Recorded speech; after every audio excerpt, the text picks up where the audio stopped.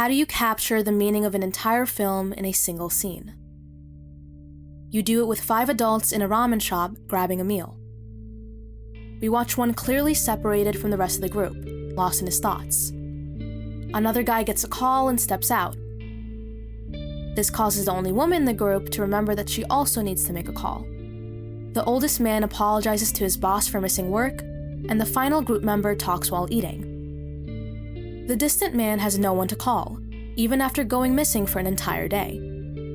The importance lies in the fact that this man is the only surviving member of a cult. And these 4 are the relatives of his fellow perpetrators that poisoned thousands in Tokyo and ended up taking their own lives. The scene suggests that these characters have learned nothing since the beginning of the movie. Their focus is set on returning to society. The cult member continues to isolate himself. The scene comes off as unnecessary, and it's not like the unrealistic endings we're used to.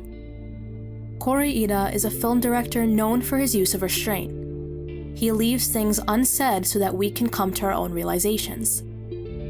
We watch Distance as an outside observer and form our own judgments on where these characters went wrong, mirroring the stigmatized view society has.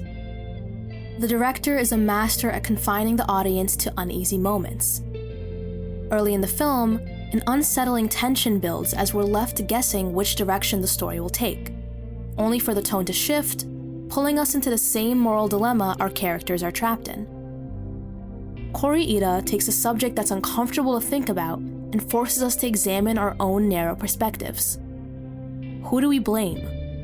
Who do we sympathize with? And most importantly, are you guilty of the same mistakes?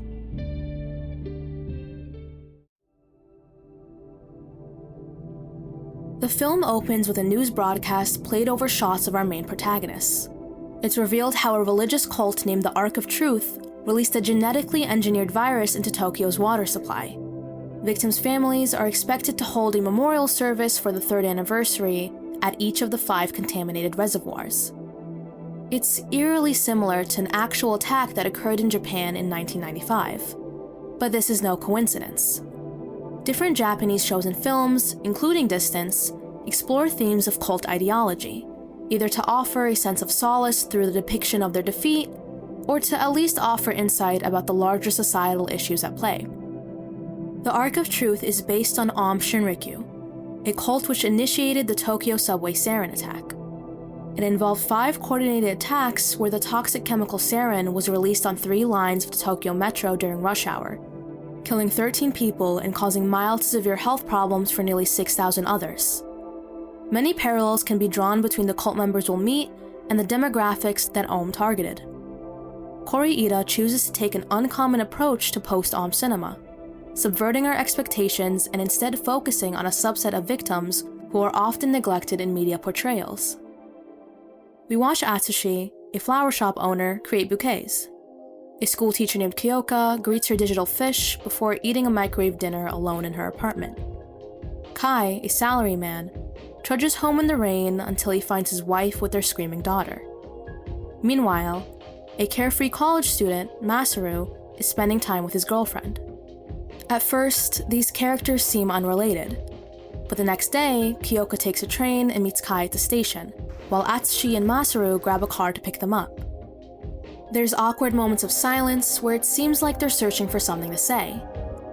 Although everyone's relationship doesn't come off as strained, there's a level of cordial respect and surface-level questions, which lets us know that these characters barely interact outside of these meetups. Their conversation in the car offers little context as to why they're all meeting, but it does offer hints as to what each of their personalities are. Kyoka humors Masaru's teasing about how he used to have a teacher-student fantasy, and he continues joking around throughout the entire trip. Kyoka suggests that the others are being overly interrogative when questioning where she lives, but she always maintains her politeness. She deflects questions and only hints at annoyance. Kai is the one who pushes boundaries and laughs it off, suggesting that there's nothing to be ashamed of since his own apartment is small. He later gushes about his daughter and asserts how life is all about having a family and working hard at your job to support them. He also has a subtle prideful streak, always repeating the phrase, and searching for validation whenever he talks about his own accomplishments or experiences. They park on the side of a path and find an abandoned motorcycle. Kore-eda cuts to a silent shot of a fifth person by a lake as our main cast begins walking on the trail. Another shot of the guy kicking water, a noisy shot of our group. When they reach the dock, there's no one to be found. While we as the audience know that someone else is here, we have to wait until the characters themselves acknowledge it. They each pay their respects by the lake, and then the camera pans to the unintroduced character watching them. It feels like Kore-eda is deliberately playing with our expectations, setting up a moment that in any other film would lead to a reveal of danger, like a horror or a thriller. But instead, the tension slowly deflates. The mystery man is watching them, and we anticipate some kind of confrontation. Yet when they finally do notice him, they don't show fear. Instead, they continue acting normally, as if he's supposed to be there. The expected threat never materializes, the sensational plot we picture never occurs, and it cuts the suspense in a way that feels true to Kore-eda's approach. He isn't interested in delivering shock, but in making us sit with uncertainty. When Masaru says that's gotta be the guy from TV, we still don't know what he's talking about. At this point, we know they didn't go to the poison reservoirs, so they're not part of the victims' families, but we still can't tell why they chose a specific forest or who they're mourning. They have another lighthearted conversation until Kore-eda disrupts her thoughts with a sudden tone switch. While Kyoka notices their phones are out of range so they can't call the cops, Kai takes charge of the situation and suggests that they start walking back. Masaru disagrees, pointing out that Kai will likely have to camp by nightfall anyway, so they might as well stay and think things through. Kai refuses to back down, stating he'll go alone if necessary, since he can't miss work the next day. As Kyoka frantically tries to calm him down and says the textbook horror line of "we shouldn't separate," we're left to assume that the unintroduced character is likely to blame for them being stranded. No, he actually shows up right behind them. Masaru outright asks if he's with the cult. And it's at this moment that we get confirmation that these characters and the plot of this movie is nothing that we're used to seeing. Instead of any escalating sense of danger, the scene unfolds with an eerie sense of normalcy, which unsettles us in a different way. The cult member shows up, notices his bike is stolen, and is just as confused as to what to do next. Masaru questions if he used to live around here, referring to the old hideout where the Ark of Truth once gathered. Despite how the cultist is hesitant to let them stay there, he eventually caves knowing they all need a roof over their heads. It's a dark, shabby place, and it's the setting in which the rest of the film will take place. Kyoka stands in the corner clutching her bag tightly. As she goes to find some flowers, Kai heads upstairs to lay down, and Masaru introduces who they all are to the cultist. There's an almost mundane awkwardness, a realization that none of them fully understand how to deal with this strange situation. And this is Kore-eda at his most distinct. The absence of overt drama and distance is not a flaw, but an intentional choice. Kore-eda rejects the spectacle of pain that so often defines stories about tragedy and grief. He lets suffering manifest in the quiet moments, the uneasy silences, and in the unspoken thoughts between characters who are mentally separated despite sharing the same place.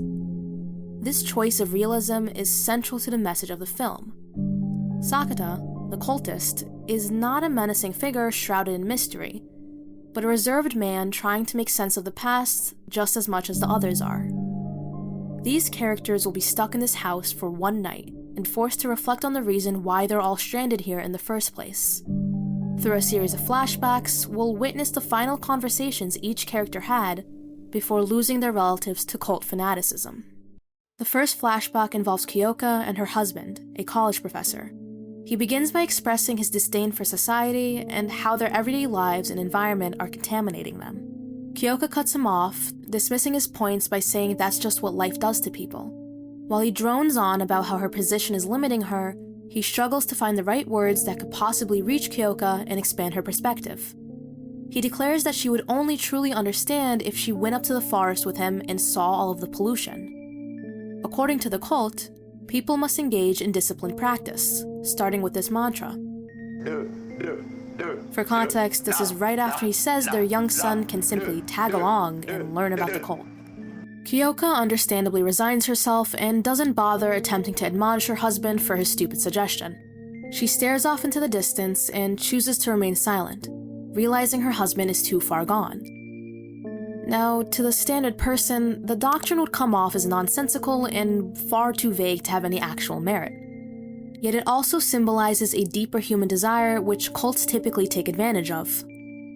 The idea of a real education, or some ultimate truth that people are lacking and should strive for, is not all that unusual. Following World War II, there was an influx of new religions which were seen as an alternative to the established religions of Buddhism and Shrine Shinto. The indigenous belief system of Shinto emphasized rituals and traditions rather than personal faith. The later introduction of Buddhism further shaped religious practices in Japan, making religion more about customs than spiritual principles. However, after the war, many citizens yearned for some form of spiritual solace, but found little within the traditional religions to fulfill that need. A noticeable shift occurred in Japanese society. While many post-war generations felt they had a duty to work in order to rebuild their country, those who were born in the 1960s merely viewed work as a means to an end. There was a decrease in materialism, or desire for economic wealth, as many began to focus on finding spiritual enlightenment. Japanese sociologists coined the term New Generation to describe this change in mindset.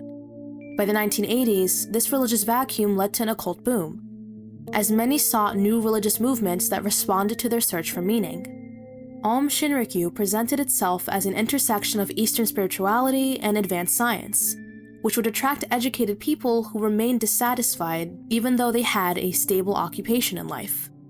The promise of hidden knowledge is a manipulative tactic similarly used by the Ark of Truth cult, appealing to the professor who felt disillusioned with his life and modern education. The cult lured him in by giving him a job and, by extension, a fulfilling purpose, as he became the head of education in Ark of Truth.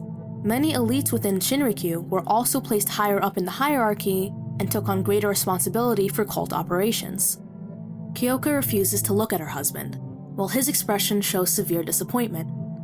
He begs her to come just once, convinced that she will understand after she opens herself up from a deeper place. But Kyoka replies by saying that she's happy the way she is.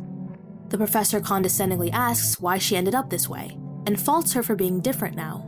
He makes her feel guilty for no longer being serious about what real education is, despite how they used to feel the same way back when they were students. Kyoka's conformity is framed as a betrayal in the eyes of her husband, as if by refusing the so-called truth, she's not only rejecting him, but also willingly remaining ignorant, even if she's aware that the education system is flawed. Yet the professor fails to see his own contradiction. His insistence that Kyoka will understand if she just comes with him mirrors the way cults isolate individuals in controlled environments to break down their resistance and rewire their perceptions. While he criticizes Kyoka for her passive acceptance of the world, he himself has blindly surrendered to the ideology of Ark of Truth. His belief in their doctrine is no less a form of passivity. He has simply replaced mainstream societal norms with a different set of beliefs, which validates his frustrations and offers him a sense of superiority. He's only bringing up their past discussions to gaslight her, making Kyoka feel that there's something wrong with her for not channeling her discontent into something that benefits Japan. What once may have been a justified dissatisfaction with societal structures has now become an unquestioning devotion to an organization that claims to hold the answers. The professor's inability to engage with Kyoka outside of his new fanatic religion suggests that he is no longer capable of genuine connection or critical thought. Yet he still clings onto his bond with Kyoka because he finds that she is the only one who could possibly understand. The tragedy of the professor's disappointment in Kyoka is not just about their ideological differences, but also the fact that she represents a world that he no longer believes in. Both the professor and Masaru's brother, an aspiring doctor, represent people who upend their lives for the sake of greater knowledge. The difference is that Masaru's brother is someone who doesn't want to convince anyone to abandon society alongside him. He stands outside the window of Masaru's swimming class, a physical barrier that foreshadows their disconnection. These two brothers are polar opposites. Masaru is an athlete, and he sits relaxed during their conversation, while Satoshi sits more rigidly as he informs Masaru of his decision to leave. Masaru advises his brother to wait since he only has 2 years left in his medical studies, which will all be wasted if he joins the group early. Compared to Kyoka, Masaru doesn't understand the implications of what the group truly is, simply reading through the flyer and adopting a frivolous attitude, while his brother explains why he's chosen to abandon his future as a doctor. Satoshi wants to dedicate his life to healing the human soul and is determined to study what the Arc of Truth calls fundamental healing. In response, Masaru bursts into laughter, clearly dismissing his brother's ideas by saying that all the body needs to be healthy is exercise. We watch as Satoshi holds back his simmering resentment with a tight-lipped expression, before smiling and passive-aggressively pointing out how Masaru always mocks him. Masaru continues to be patronizing towards his brother, stating how it's fine that people like him exist, but he himself can only believe in objective reality. The two brothers agree to disagree, recognizing that they're inherently different. Satoshi never intended for this final conversation to convince his brother of anything, as he already expected Masaru to brush off whatever he said. But the reason why their relationship is so strained isn't only due to Masaru's tendency to not take anything seriously. この糸すぎってどういう意味？それはその糸すぎっていう字で。すごいねこれ。As Satoshi tries to explain more when they walk outside, Masaru cuts him off by turning his back on him and stepping to the side of the road. Masaru ignores what Satoshi was saying and switches the subject to a more cheerful one, by asking if Satoshi ever learned how to swim. Satoshi responds by bringing up how he's still traumatized from their father throwing him into the pool when he was younger.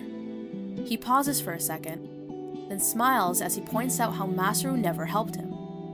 Once again, Masaru doesn't pick up on his brother's snide comments. Although Satoshi says he joined Arc of Truth for the sake of medical knowledge, I'd argue another huge factor is the sense of value he received while being part of the group. Many cults like Shinrikyo target isolated and dehumanized individuals in society.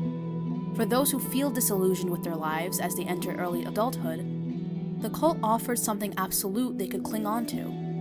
When people are insecure in their past, they become more susceptible to rigid doctrines that dictate their thoughts and actions, offering a right solution that will somehow fix them. Shinrikyo's appeal can be understood within the broader social context of Japan, where the disillusion of student movements and the pressures of an impersonal workforce left many young people feeling powerless. With no sense of achievement despite their academic success, they struggle to find meaning in conventional society. For people like Satoshi, who felt misunderstood and were injured by the archetypal family structure, cults offered a community that validated their existence and provided a place of refuge. Joining Shinrikyo meant gaining access to a world where they previously felt excluded. Many rules discouraged connections to family and made them seem unnecessary, which would have provided comfort to those who already felt alienated from their relatives. This severing of personal ties reinforced loyalty to the group, allowing followers to abandon their painful upbringings in favor of absolute devotion to the new world that accepted them with open arms. We find out that Arc of Truth only had a couple of members, and its small size would have reinforced a sense of individual significance, making each member, like Satoshi and the professor, feel important to its mission rather than a lost cog in mainstream society. Satoshi's smile and awkward laugh as he recalls his childhood trauma clearly shows his defense mechanism against the suffering he received in childhood. It shows his quiet resignation and attempt to always mask his bitterness. He then remarks how the statute of limitations on his anger has expired. His father is dead, and he's planning to abandon his brother, so he chooses to forgive them. Masaru says nothing. It's only when they finally reach the end of the street and Satoshi holds out his hand in a polite goodbye that Masaru begins to question what his brother is actually saying. Satoshi declares that he's officially leaving the family, but Masaru doesn't really respond in any genuine way. He shakes his brother's hands for the last time and gets told how he's sticky from the popsicle. Masaru stands still and looks at his hands, something he can tangibly feel in the present moment, while Satoshi walks off towards his chosen future. Masaru's failure to recognize the weight of his brother's words is not just a result of his personal flaws, but a reflection of societal attitudes towards people like Satoshi, those who reject conformity in pursuit of something less definitive, and ultimately destructive. Masaru's indifference, dismissiveness, and his inability to confront Satoshi's emotions is what solidifies their estrangement. In the end, Satoshi does not argue or try to explain himself. His decision has already been made, and whether Masaru understands or not is irrelevant. What remains is an emotional gap that has long been festering, one that neither brother truly addresses before never seeing each other again. The creepiest flashback involves Kai, his uncanny wife, and a male cult member. Kai is immediately hostile and physically intimidates the cultist, throwing things around and yelling that their marriage is none of his business. Meanwhile, his wife looks at him with a pitying smile on her face, while the cultist continues to stare at Kai with a smug expression. He acts polite and attempts to get Kai to listen to what he has to say, but Kai understandably refuses. There is a clear gendered power dynamic being critiqued in this scene. Unlike Kyoka, and much more like Masaru, Kai doesn't realize or even care that his wife is joining a cult. The scene reads like a jealous husband whose ego and place in society is now called into question, because his wife is acting unruly and not remaining in her place. He patronizes her, holding on to the assumption that the true reason she's joining is because she's cheating on him with this cultist, and not because of any genuine decision. His hostility towards the cultist is not just about losing his wife, but about the insult to his authority as a husband and as a provider. He feels betrayed that she had the nerve to cheat on him while he was performing his duty. It's even more insulting that it was with a guy who they both know, and someone Kai views as below him. The cultist is revealed to be someone they both knew from high school, and someone that Kai found a job for, which the cultist ended up quitting to join Arc of Truth. The conversation highlights how Kai measures worth through conventional success. A man should have a stable job, fulfill his responsibilities, and maintain full control over his household. Yet the cultist has rejected these societal expectations in favor of a new belief system, and he challenges Kai's worldview simply by existing. It's partly why Kai fixates on their past in order to prove his superiority. The fact that the cultist needed Kai's help to find a job is evidence of his weakness as a man, a sign that he is unable to function in the real world. Kai's accusation that the cultist is merely running away from reality exposes his own insecurities about what constitutes a meaningful life. He can't fathom why someone would willingly abandon their prescribed role unless they were trying to escape responsibility. But the cultist does not argue with Kai on his terms, nor does he try to defend himself against being called worthless. Instead, he asks Kai whether his version of living is genuine. This straightforward question shakes Kai more than any direct insult would, because it threatens his very understanding of self-worth. The scene draws a contrast between traditional masculinity, which values dominance in all aspects of life, and the cult's ideology, which offers a different form of self-assurance through the rejection of conformity. Kai's wife is one of the most unsettling characters in this movie because of how calm she remains in the face of Kai's outburst. She comes off as completely emotionally detached from the conversation. Similar to Satoshi, she's already moved on from her past, and she's distancing herself from the man who still sees her as his possession. While Kai is consumed by jealousy and a stubborn desire to misunderstand her intentions, her lack of visible distress subverts expectations. We might expect her to appear meek, guilty, or defensive, but she looks at Kai as though she pities him, as though his anger is proof of something she has already come to understand, that he's trapped in a cycle of male-centered control that she no longer wishes to be a part of. She does not argue with him, nor does she try to justify herself in a way that would allow him to win. She speaks clearly and declares that she has found something more valuable outside of their marriage, separate from what society believes a woman should strive for. Kai sees his wife's choice as a personal attack rather than a sign of her agency. Kai wants this to be a betrayal, a simple affair and a battle between two men over a woman. That's the only way he can make sense of it, and his violent reaction is an attempt to force her back into the emotional dynamic they once had, to provoke some kind of fear, guilt, or hesitation in her. If she had begged for his understanding or shown regret, he could still feel like this is a situation he has power over. But her certainty removes him from the equation entirely. It's the ultimate rejection of his patriarchal worldview. Kai's wife shows one way women choose to break away from the societal expectations that restrict them. However, joining a cult isn't exactly freedom. The cult promises her an absolute truth and a restructuring of her beliefs, but it's essentially an escape from the burden of making choices.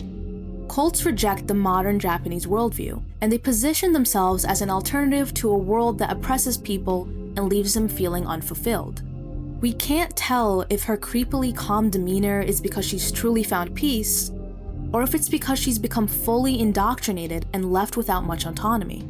Regardless, she's chosen to no longer be submissive to a male patriarch and instead gives herself up to extreme ideological submission. This contradiction is what makes her character so horrifying. Her resistance against conformity is not the form of empowerment she thinks it is, since she ultimately exchanged one type of control for another. During a police interview, we find out that Kai's wife had 2 hidden abortions before she joined the cult, showing how she'd already been resisting her role in the relationship before she physically left the marriage. Kai is shown with a look of disbelief, and it proves his wife's earlier accusation that he never truly faced her as a person. The fact that she felt the need to keep the abortions hidden reveals the suffocating dynamic of their relationship and the isolation she felt. It implies that she saw no space for honesty or negotiation, as she already knew that Kai would have an aggressive reaction and question why she's not willing to have his child. He failed to look after his wife's emotional and physical well-being, and it reveals the flawed perception he has of their marriage.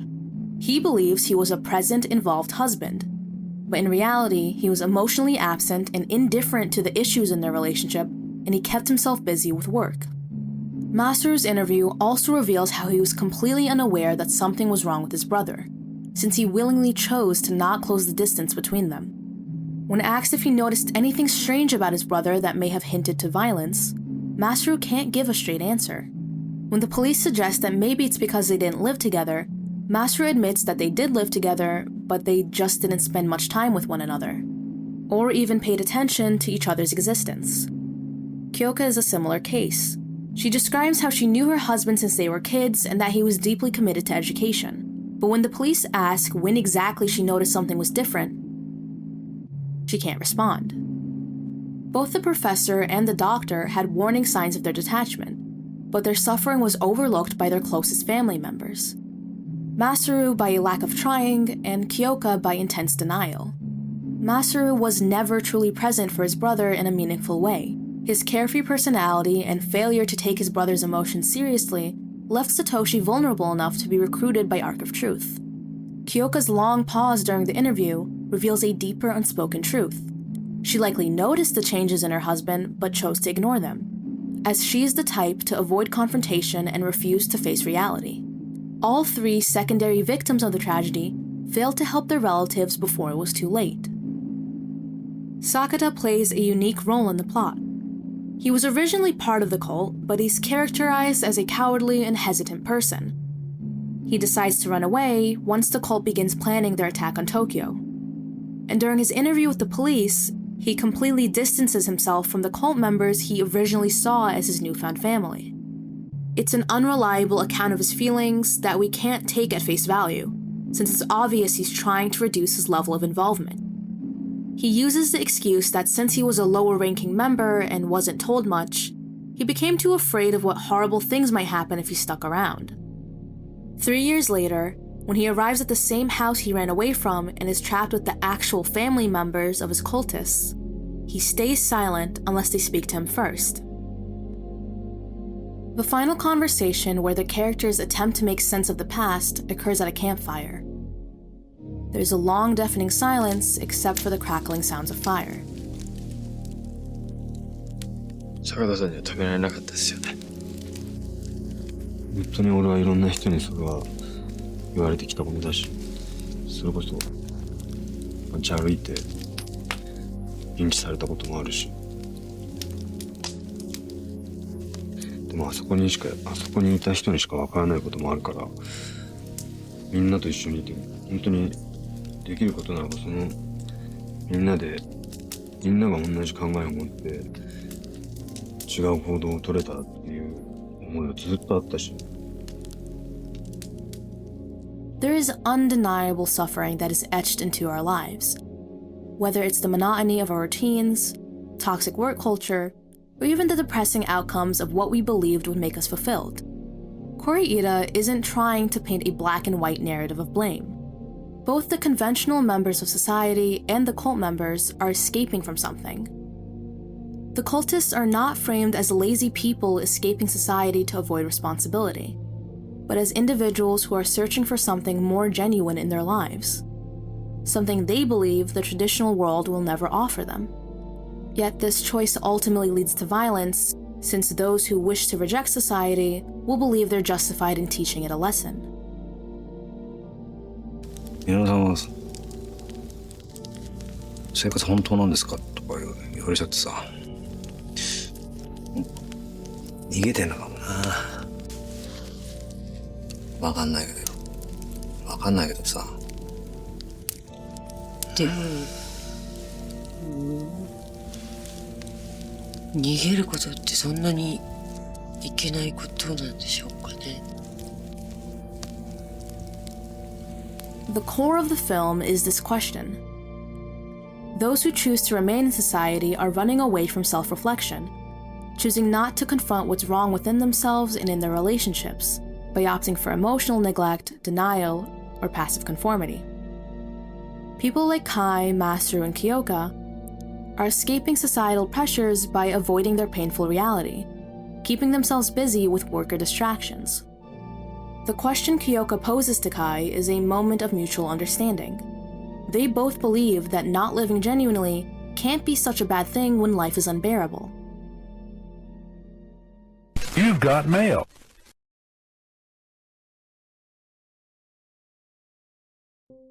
We as an audience do not get any definitive answers about why last night happened.